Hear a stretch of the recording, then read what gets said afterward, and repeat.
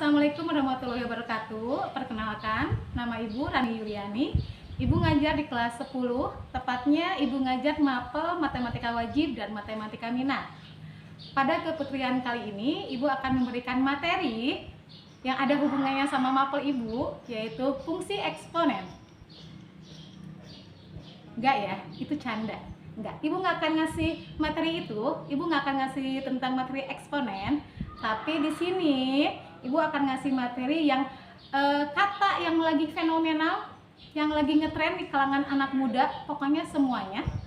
Katanya itu tentang insecure, ya. Nah, di sini temanya, hayo, siapa yang suka insecure terhadap diri sendiri? Siapa ya? Ayo, ya. Di sini Ibu akan ngejelasin tentang apa sih itu insecure dan kenapa kita itu bisa gampang banget insecure. Insecure itu dimulai dari pemikiran kita ya, pemikiran kita sendiri maksud Ibu. Nah, gimana nih maksudnya? Nah, kita itu biasanya itu memikirkan ya kegagalan, apalagi kekurangan kita. Pokoknya semua hal-hal yang negatif tentang diri kita itu terus kita pikirkan ya. Nah, itu yang dimaksud dengan insecure. Ujung-ujungnya yaitu negative thinking terhadap diri kitanya. Nah, itu mungkin akan memicu kita tuh marah terhadap diri kitanya kayak gitu. Bukannya, intinya kalau bahasa kalian itu nggak sesuai ekspektasi kalian, tidak sesuai dengan apa yang kalian harapkan. Jadi itu akan menimbulkan kalian cepat yang namanya insecure kayak gitu. Nah, di sini alasannya kenapa sih kita bisa insecure kayak gitu. Nah, ini Ibu akan mengambilnya dari teori Rick Hanson. Di sini diambil dari bukunya Resilient, yaitu kata Rick Hanson di sini mengatakan bahwa kita itu punya dua yang namanya kenapa kita menyebabkan cepat insecure. Yang pertama itu ada yang dinamakan inner critic, yang temennya lagi satu lagi inner nurture ya. Nah, di sini yang namakan inner critic ini adalah suara nih di pikiran kita yang biasanya terus-terusan mengkritik kita gitu ya. Kalau kita salah tuh dikritik ya, dan memberitahu apa yang seharusnya kita lakukan. Nah, itu tugasnya si kritik ya, inner critic kayak gitu.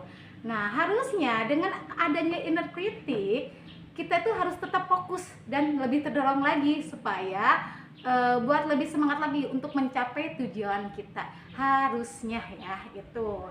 Nah, temennya lawannya ada inner nurture. Nah, kalau inner nurture ini kebalikan. Suara di pikiran kita yang kerjanya ini dia itu untuk menenangkan. Selain menenangkan, dia itu untuk ngasih semangat ya, dan untuk memberikan kasih sayang. Itu tugasnya si inner nurture.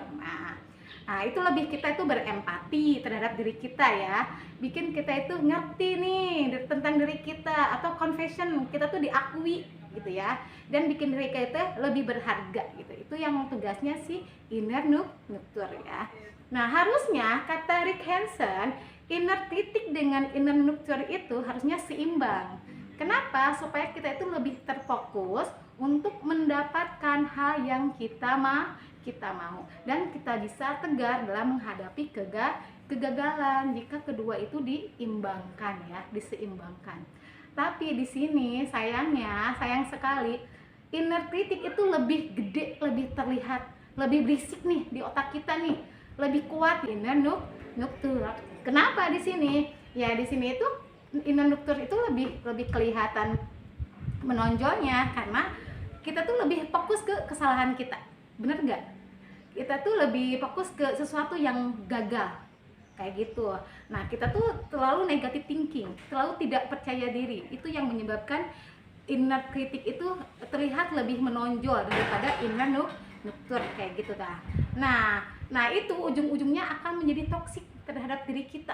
Itu yang membuat kita tuh banyak mengeluh, lebih ke menghambat kita untuk melakukan apapun, karena kita tuh udah memvonis, memberikan hukuman, mengasih nilai akhir kalau kita itu nggak bisa melakukan hal itu.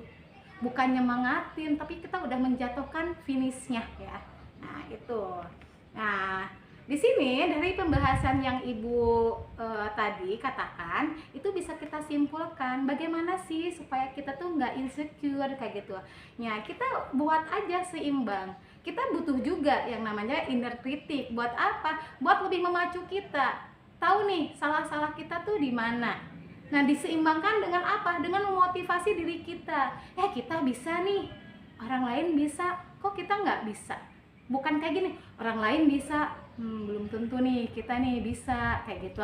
Itu yang namakan inner kritiknya yang terlalu dibesar-besarkan. Kayak gitu, jangan terlalu membesarkan dan terlalu memvonis diri kita kalau kita itu tidak mampu. Itu tetap kita harus menyemangatin diri kita, tetap ngasih diri kita pengertian, ngasih diri kita confession, pengakuan kita itu bisa. Itu aja ya pembahasan untuk keputrian kali ini. Sekian pembahasan materi dari Ibu. Terima kasih untuk anak-anak Ibu semua yang telah meluangkan waktu untuk mendengarkan materi keputrian kali ini. Terima kasih. Assalamualaikum warahmatullahi wabarakatuh.